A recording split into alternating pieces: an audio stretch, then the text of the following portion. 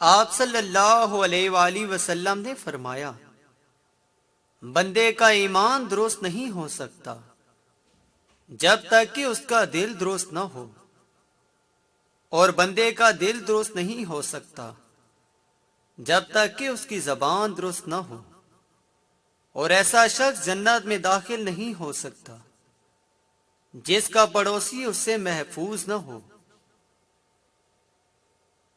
رسول اللہ صلی اللہ علیہ وآلہ وسلم نے فرمایا، جب سونے کے لیے بستر پر جاؤ تو آیت الکرسی پڑھ لیا کرو،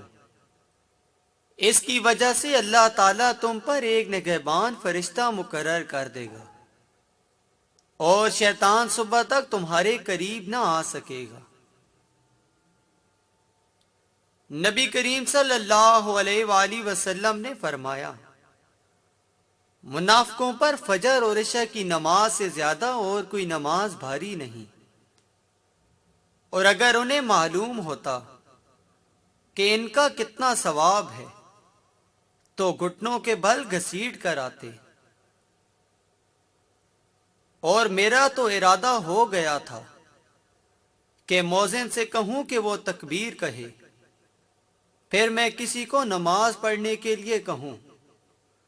اور خود آگ کی چنگاری لے کر ان سب کے گھروں کو جلا دوں جو ابھی تک نماز کے لیے نہیں نکلے۔